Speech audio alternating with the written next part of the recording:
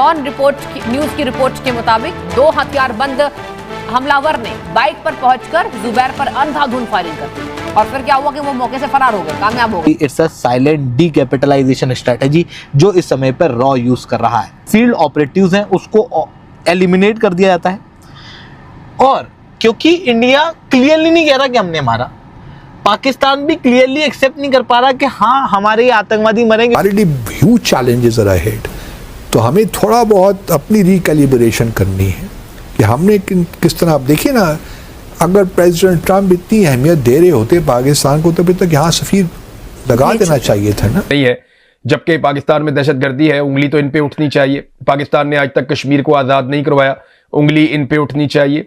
आज तक हम इंडिया से अपना पानी नहीं छुड़वा पाए, उंगली इन पे उठनी चाहिए। बेशुमार ऐसी चीजें हैं जहां पे इन्हें काम करना था, ये अपना काम ठीक तरीके से नहीं कर पाए। शानदार शख्स ने कहा था कि इंसान हारता तब है जब वो हार मान लेता है।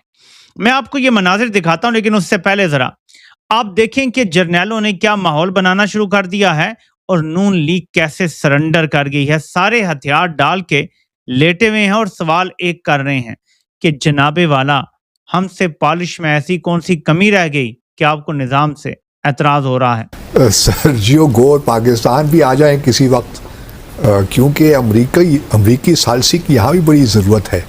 पाकिस्तान और धुरंधर के अंदर काफ़ी फेमस हुआ ये कैरेक्टर, एक्चुअल में भी ये कैरेक्टर एग्जिस्ट करता है दुनिया के अंदर।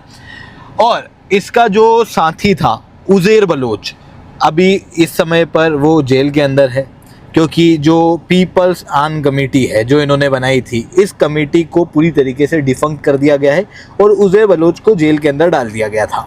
तो अब उज़ैर बलोच के बाद में जो उसका कामकाज देखता था वो था ज़ुबैर बलोच। रिसेंटली ज़ुबैर बलोच। जय हिंद दोस्तों, हिंदुस्तान के साथ में स्वागत है। दोस्तों आपको बता दें कि जिस तरीके से ये रहमान डकैत था, रहमान डकैत के करीबी को जो है अननोन गनमैन ने जो ठोक दिया है, जिसको देख करके पाकिस्तानी मीडिया हैरान हो चुकी है। आपको ये भी बता दें दोस्तों कि उज़ैर बलोच को जो है वो कराची जो है जगह पर जो है अननोन गनमैन ने मारा है। ऐसा बताया जा रहा है कि रहमान डकैत जो धुरंधर फिल्म में दिखाया गया था वो सच में पाकिस्तान में एग्जिस्ट करता था पहले दोस्तों, लेकिन उसके करीबी जो था वो भी आतंकी था और उसको जो है अननोन गनमैन ने मार दिया है। लेकर के पाकिस्तानी मीडिया हैरान हो चुकी है। पाकिस्तान इसका जो है दुनिया को एक्सपोज नहीं कर पाएगी या फिर भारत के राह को भी नहीं ब्लेम कर पाएगी, क्योंकि अगर वो ब्लेम करती है तो साबित हो जाएगा कि पाकिस्तान के अंदर जो है आतंकवादी रहते हैं, आतंकवादी को सपोर्ट करता है पाकिस्तान। इसके वजह से जो है भारत पर वो ब्लेम लगाने से पाकिस्तान बलोच को एक अननोन गनमैन ने मार गिराया है। साइलेंट डीकैपिटलाइजेशन स्ट्रेटेजी का मतलब ये है कि जो फील्ड ऑपरेटिव्स हैं उसको एलिमिनेट कर दिया जाता है और क्योंकि इंडिया क्लियरली नहीं कह रहा कि हमने मारा, पाकिस्तान भी क्लियरली एक्सेप्ट नहीं कर पा रहा कि हाँ हमारे ये आतंकवादी मरेंगे, क्योंकि अगर वो एक्सेप्ट कर लेगा तो ऑब्वियसली उसको ये बात एक्सेप्ट करनी पड़ेगी कि वो इन आतंकवादियों को शरणार्थ दे रहा था। तो इसलिए पाकिस्तान भी कोई बड़ा एस्केलेशन कर नहीं पाता और ये जो एंटी इंडिया एक्टिविटी करने वाले लोग हैं ये एलिमिनेट भी हो जाते हैं। और इसके अंदर सबसे इंपॉर्टेंट चीज़ पता है क्या है? हर केस के अंदर अगर आप देखोगे तो बाइक सवार आते हैं, 2 हेलमेट पहन के पीछे वाला बंदूक निकालता है, आदमी को मारता और निकल जाता है। ये इस तरीके से निकलते हैं, पकड़ाते भी नहीं जनरल केस के अंदर, क्योंकि इनको पहले तो लोकल ज्योग्राफी का अच्छा नॉलेज, ये बात क्लियरली दिखाता। ये इतने बड़े आतंकवादियों के पास तक पहुंच पा रहे हैं, इसके मतलब ये लोकल लोग ही हैं। इंडिया का अगर कोई व्यक्ति होता तो उसको उसके करीब नहीं जाने दिया जाता।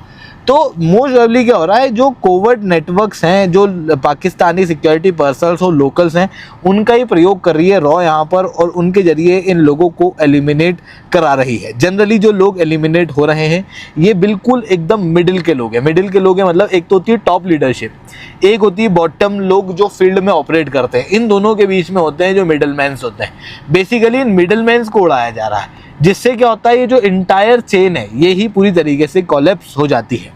और ये जो अननोन गनमैन है इसका डर अब बहुत ज़्यादा बढ़ा हुआ दिखाई दे रहा है। ऑपरेशन सिंदूर के बाद से इंटेलिजेंस ब्यूरो के ऑफिशियल का कहना यह है कि आईएसआई और पाकिस्तानी आर्मी की हेल्प से जो आतंकवादी संगठन है वो अपने आप को रिवाइव तो करना चाह रहे हैं पर रिवाइव कर नहीं पा रहे, क्योंकि जो आतंकवादी संगठन के टॉप लीडर्स हैं, चाहे वो कोई भी हो, चाहे वो जैश ए मोहम्मद के हों, चाहे वो लश्कर-ए-तैयबा के हों, चाहे वो मसूद अजहर हो या वो कोई भी हो, हर कोई इस समय पे भाग रहा है। मसूद अजहर एक लोकेशन पे टिक नहीं पा रहा।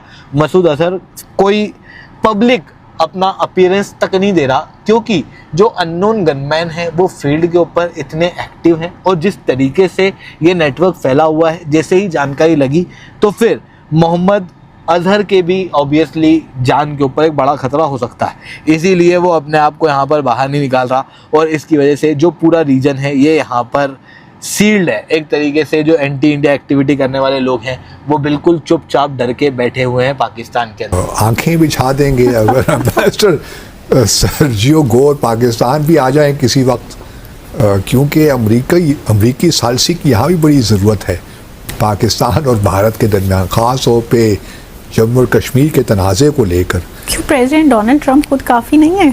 नहीं, वो कुछ नहीं कर रहे ना, मसला ये उन्होंने इनको लगा दिया है। हाँ, तो सब इतना तो कर रहे हैं, हर ट्वीट में वो याद कराते हैं। नहीं याद, वो उससे फर्क नहीं पड़ता ना, बहुत हो गया। अब वो has lost its utility। अब वो 100 से ज़ायद मरतब उन्होंने ये कह दिया है, अब लोग तवज्जो भी नहीं देते। अब कुछ अमली इक़दामात भी करने चाहिए ना, अब बयानात से आगे बात बढ़नी चाहिए। अब ये है कि सर्जियो गोर अब हैं, क्योंकि यहाँ पे देखिए एक और मसला ये है ना कि डोनाल्ड ब्लूम जब से गए हैं, मेरे ख्याल में जनवरी 2025 में यहाँ से चले गए, अमरीकी सफीर जो इस्लामाबाद में थे, उनके बाद से अभी तक अमरीकी सफीर ही यहाँ पे नहीं है। ये भी एक मतलब बहुत बड़ा सुकम है मैं समझता हूँ, और अमरीकी सफीर होना चाहिए। ठीक है, वो यहाँ की जो शादी अफेयर्स हैं अमरीकी वो बहुत एक्टिव हैं, लेकिन वो बात नहीं होती जो एक सफ़ीर की होती। सही। वो एक मतलब उस रैंक की नहीं है ऑफिसर। सफ़ीर की अपनी बात होती है, उसको एक्सेस होती है, उसका मूव अराउंड करना आसान होता है। तो ये बात जो है, अब सर्जियो गोर पाकिस्तान आ जाए तो क्या बात है, क्योंकि देखिए वो तकरीबन तमाम जनूबी एशिया ममालिक का दौरा कर आए हैं जब से, मतलब पिछले इस साल आए हैं भारत, जनवरी फरवरी में इस साल उन्होंने अपने चार्ज संभाला है। इसी तौर वो भी मुमकिन है एक्चुअली, अगर प्रेसिडेंट ट्रंप भारत अगले साल चले जाते हैं, रिपब्लिक जो डे की परेड होती है 20। दोस्तों आपको बता दें कि जो ये अननोन गनमैन है ये काफ़ी समय से पाकिस्तान के अंदर एक्टिव है, और भारत के जितने भी दुश्मन हैं वो पाकिस्तान के अंदर एक एक करके ढेर हो रहे हैं। ठीक है, और इसमें बताया जा रहा है कि इराक की साजिश है या राह ये करा रहा है, पाकिस्तानियों का कहना है।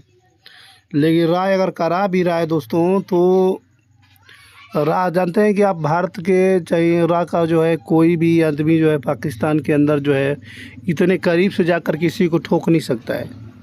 इसमें ज़रूर वहाँ के लोगों को जो है, लोकल लोगों को जो है वो हायर किया जा रहा है, इसकी वजह से जो है वहाँ पर ये सब हो रहा है पाकिस्तानियों के ही द्वारा।